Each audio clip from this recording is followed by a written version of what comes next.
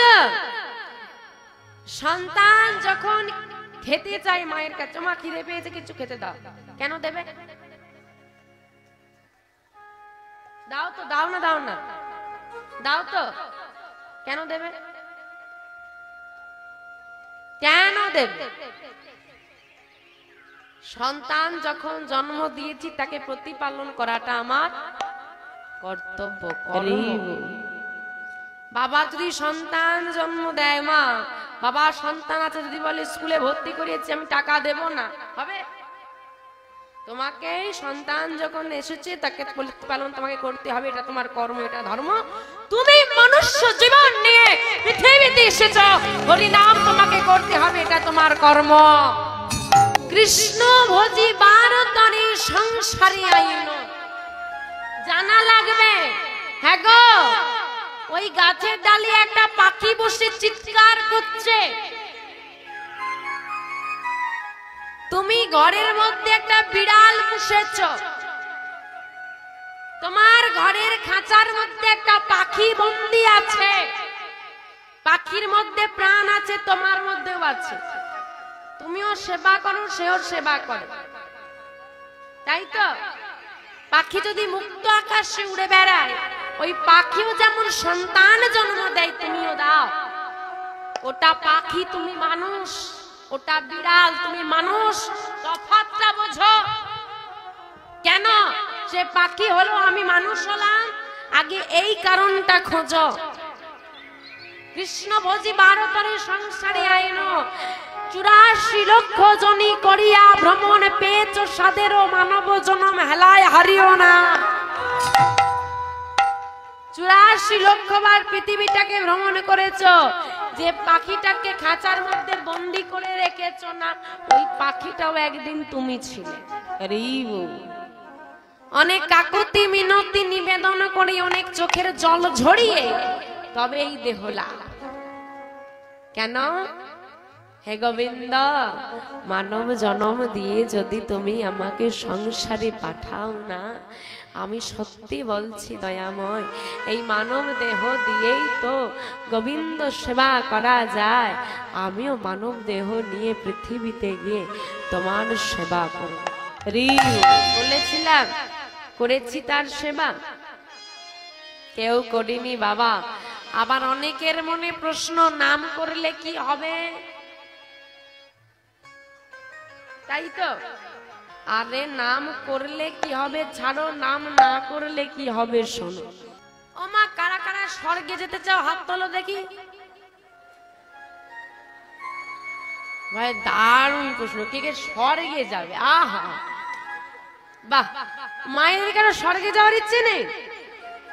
স্বর্গে যাবে দেখি, কারা কারা স্বর্গে যেতে চাও হাত তোলো দেখি, নামগুলো লিখে নিয়ে যাব, দিয়ে ভগবানকে পাঠাবো। বাহ, গুটি কয়েক হাত উঠছে, বাকি সব নরকেই যাবে, দেখেই বোঝা যাচ্ছে।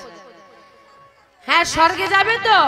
তা যারা যারা স্বর্গে যাবে ঠিক করেছো, স্বর্গে যেতে হলে মরতে হবে। এবার কারা মরবে বল? বল, মৃত্যু তো সবার আসবে। মায়েরা বাড়িতে ঝগড়া হলে দিনে 25 বার বলবে, এ জ্বালা সহ্য হয় না, মরে গেলি। বলো বলো তো, ওই কথাটা যদি ডাক্তার বলে দেয়, একটা ভারী অসুখ করেছে মা, তুমি আর বেশি দিন বাঁচবে না, কি হবে? নিজে বলে যাবো মরে যাবো, মরে যাবো, আর ডাক্তার বলে দিলে এই গঙ্গার চোখ দিয়ে বন্ধ হবে না, ঝরেই যাবে। সুন্দর ভুবনে আমরা কেউ মরতে চাই না, কিন্তু পরিষ্কার মহাজন লিখছেন যে কারা নরকগামী হবে। কারা হবে? কি বললাম? নিতাই গৌর নাম আনন্দেরই ধাম। নিতাই গৌর নামটা হচ্ছে আনন্দের ধাম, মানে ভগবানের নাম নিলে কখনো দুঃখ হয় না, আনন্দ হয়। এই জন্য বলছে নিতাই গৌর নাম আনন্দেরই ধাম, যে জন নাহি লয় তারে জমালয়ে ধরে নিয়ে যায়, নরকে ডুবায়। যে নাম নেবে না তা সে যে নরকগামী হবে, এটুকু একদম গ্যারেন্টি দিয়ে লিখে দিলেন। কে লিখছেন পরে আসছে। আর বললেন কি,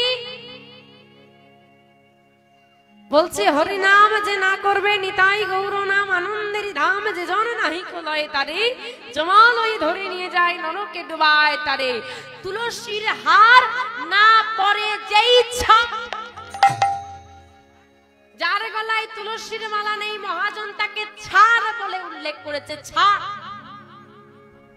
যে জিনিসটা আমাদের কাছে তুচ্ছ হয় সেটাকে আমরা যেমন ছাড় বলি ছাড়ে ঠিক যে মানুষের গলায় তুলসীর মালা নাই তাকে মহাজন এতটাই তুচ্ছ করে দিয়েছে যে ছাড় নামে উল্লেখ করেছে তুলসীর হার না পরে যেই ছাড় জমালয়ে বাস্তা আরে জমালয়ে কারা যাবে তাদের উল্লেখ হয়ে গেল তিলক ধারণ না করে যেই জন বৃথা এ জন্মতা মানুষ হয়ে এলে আর মানুষ হয়ে চলে গেলে যদি তুলসী একটুখানি চন্দন ললাটে না ঠেকালে তার জীবনটা আসাটা আর যাওয়াটা সার বৃথা জন্মতা আর বলছে কি জানো গুরু চরণ সার করো এইবার ব্রজেতে হইবে বাস আমা ব্রজধাম মানে কোন ধাম গো ব্রজধাম মানে কোন ধাম বৃন্দাবন বৃন্দাবন বাসী কারা কারা হতে চাও হাত তোলো দেখি বড় বড় করে তুলবে কারণ বৃন্দাবনে সবার বাস হয় না বাহ দেখো বাস হোক বা নাই হোক এই যে হৃদয়ে অনেকটা বাসনা জেগেছে না এতেই অর্ধেক লাভ হয়ে গেছে তা ব্রজতে বাস হতে গেলে কি করতে হবে গুরুচরণ সার করো এইবার ব্রজেতে হইবে বা গুরুচরণ সার করলে তবেই ব্রজে বাস হবে কারণ গুরু কৃপা না হলে গোবিন্দ কৃপা হয় না আর বললেন কি তমগুণ যাইবে শতগুণ পাইবে হইবে শ্রীকৃষ্ণের দাস তমগুণ যাইবে শতগুণ পাইবে হইবে শ্রীকৃষ্ণের দাস ওগো এ দাস লোচনে বলে আমি যে কথাগুলো বললাম অনেকের খারাপ লাগতে পারে কারণ এখানে অনেকেরই গলায় তুলসীর মালা নেই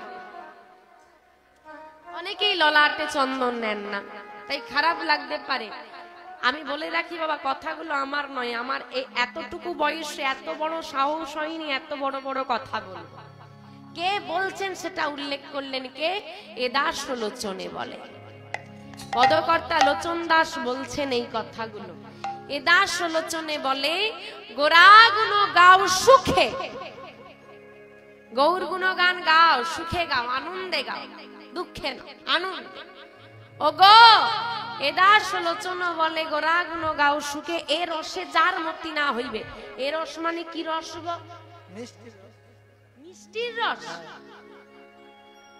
কি রস গোবিন্দ প্রেম ও নাম ও রস হ্যাঁ গো সবার নাম শুনতে ভালো লাগে আমা সবার নাম শুনতে ভালো লাগে কান টান কি খারাপ টারাপ আছে নাকি সবার নাম শুনতে ভালো লাগে আপনাদের আশেপাশে সবাই এসেছে সবাই এসেছে হ্যাঁ সবাই আসেনি তাহলে যাদের ভালো লাগে তারাই আসে যাদের ভালো লাগে না তারা আসবে তাহলে আমি বলেছি সবার নাম শুনতে ভালো লাগে আবার বলে হ্যাঁ সবার নাম শুনতে ভালো লাগে আরে সবার কপাল যদি সোনায় বাঁধানো হবে লোহার দোকান তো বন্ধ হয়ে যাবে সবাই যদি স্বর্গে চলে যাবে যমরাজের যে ছুটি হয়ে যাবে হ্যাঁ এ রসে যার মতি না হইবে মানে নাম রস যার ভালো লাগবে না তাদেরকে বলছে এ দাস লোচনে বলে গোরাগুণ গাও সুখে এ রসে যার মতি না হইবে চুন কালি তার মুখে নিতাই গৌর হরি হরি হরি বল তাই তোমরা ভজনিতা আমা তোমরাও ভক্ত হয়েছো আমরাও ভক্ত হয়েছি তাই তো এইবার বাবা আমা এইবার আমাদের মতো সাংসারিক ভক্ত আমরা কেমন ভক্ত সাংসারিক ভক্ত আমাদের মতো একজন সাংসারিক ভক্ত মন্দিরে গিয়ে প্রণাম করছে আর মন্দিরে গিয়ে প্রণাম করছে আর বলছে ও ঠাকুর আমার কপালে এত দুঃখ কেন গো গো মা, তোমাদের কপালে দুঃখ আছে? আছে না নেই? আছে। তো আমাদের মতোই ভক্ত ভগবানকে জিজ্ঞেস করছে যে আমাদের কপালে এত দুঃখ কেন। আর জিজ্ঞেস করেছে প্রথম প্রশ্ন, আর দ্বিতীয় প্রশ্ন করেছে এই দুঃখ থেকে মুক্তি কি করে পাবো। বোঝা গেল দুটো প্রশ্ন কি কি? তা উত্তরটা কি হবে? তুমি ভজ নিতাই।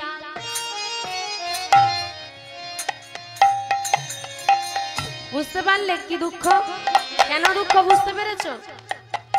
তোমরা ভজ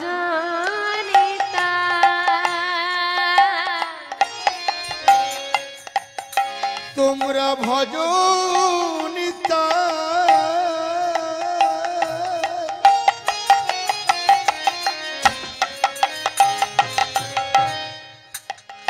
তোমরা ভজ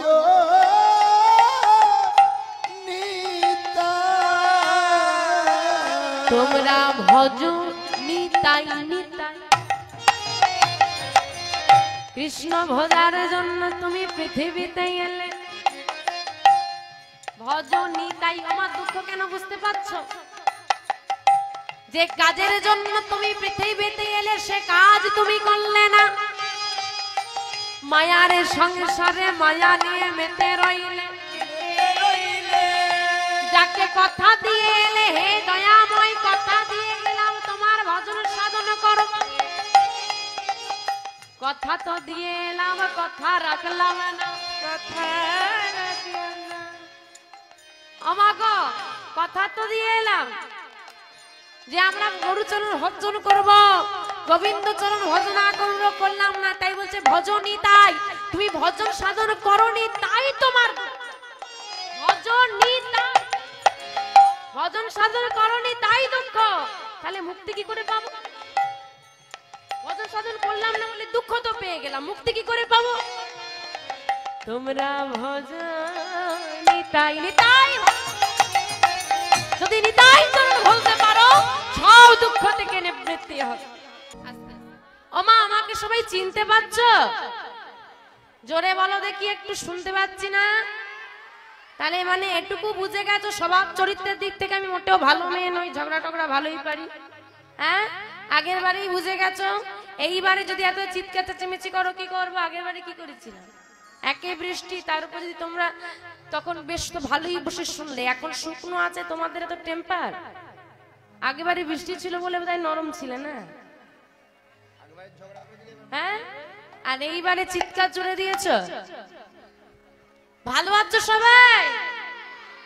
একটু তাহলে এবার চুপ করে বসতে হবে। আমরা তো গৌর কথা আস্বাদন করলাম, নাম বিচার হলো, এবার লীলা বিষয়বস্তুর মধ্যে প্রবেশ করব।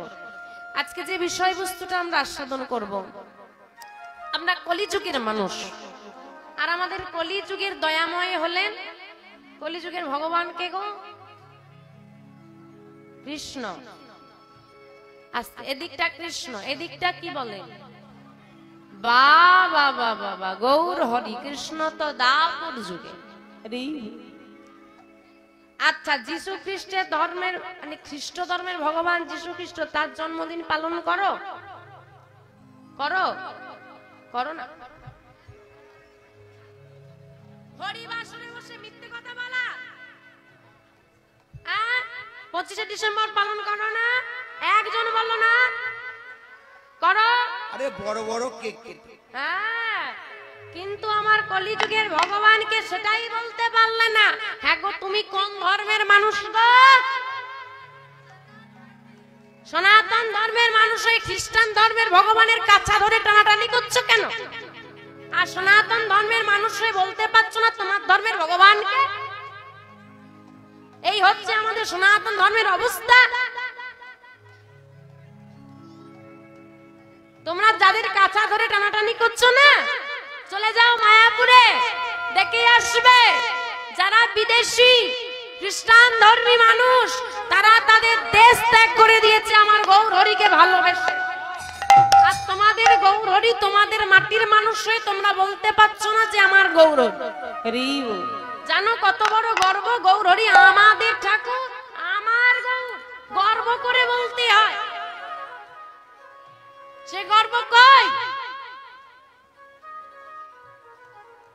তাহলে গৌর হরির সঙ্গে গৌরের সঙ্গে আরেকটি নাম ওতপ্রোত ভাবে জড়িত কিনা? গৌরার নিতাই। গৌরের সঙ্গে নিতাইয়ের সম্পর্কটা কি? দাদা ভাই। আদেও গৌর হরির দাদা নিতাই। গৌর নিতাই দুই ভাই তো নেচে বেড়াচ্ছ, গৌর হরির দাদার নাম কি? নিতাই। গৌর নিতাই দুই ভাই নয়। বলে বাবা এতদিন জানতাম গৌর নিতাই দুই ভাই, এ আবার বলে ভাই নয়, এ আবার কি কথাবার্তা? ও মা, গৌর হরির নাম কি? দেখো যতই আমরা বলি লোহা ভাঙা টিন ভাঙা, বার্থ সার্টিফিকেটে কিন্তু একটা নামই থাকে, তাই না? যতই সোনা বাবু টোনা মোনা বলে ডাকে, তো গৌর হরিরও একটা নাম ছিল, কি না? বিশ্বরূপ। সচি ঠাকুরানীর মা, সচি ঠাকুরানীর পিতা শ্রী নীলম্বর চক্রবর্তী গৌর হরির নাম রেখেছিল বিশ্বম্ভর। বিশ্বম্ভরের দাদার নাম বিশ্বরূপ। গৌর হরির দাদার নাম কি? কি? বিশ্বরূপ। মনে থাকবে? এইবার বলি, তাহলে গৌর আর নিতাইকে চিনি, এই বিশ্বরূপটা কোথা থেকে এলো, গেল কোথায়? জানতে চাও? ইচ্ছে আছে? তাহলে কিন্তু মন দিয়ে শ্রবণ করতে হবে, না হলে বুঝতে পারবে। তো বাবা, চৈতন্য লীলার শেষাংশে মানে শেষের দিকে এই বিশ্বরূপ নামে ছেলেটাকে আর পাওয়া যায় না। কোথায় গেল এই ছেলেটা? বিশ্বরূপ যদি গৌর হরির দাদা হয়ে থাকে, তাহলে নিতাইকে, সে বিষয়বস্তু আজকে আমরা আস্বাদন করব। আমরা জানবো কবে থেকে নিতাই গৌরের দাদা রূপে এলো, নিতাই কোথা থেকে এলো, কোথায় ছিল এই ছেলেটা, সেই সব বিষয়বস্তু আজকে আমরা আস্বাদন করব। আজকে আমাদের আস্বাদনের বিষয়বস্তু নিতাই গৌরের প্রথম মিলন। নিতাই গৌর হরি হরি হরি হরি। কিবা কলি ঘোর তিমিরে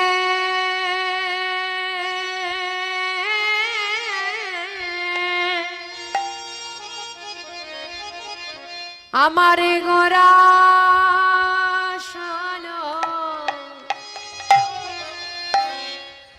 দেখো জগরে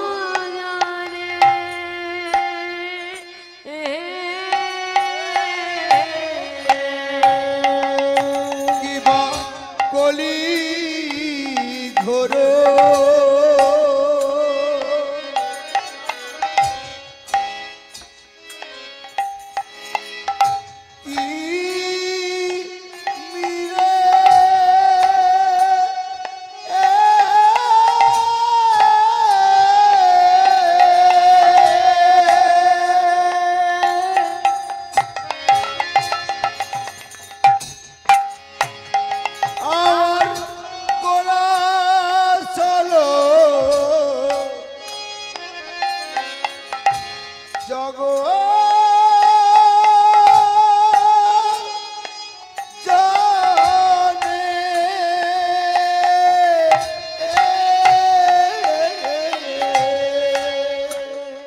আমাদের ধর্ম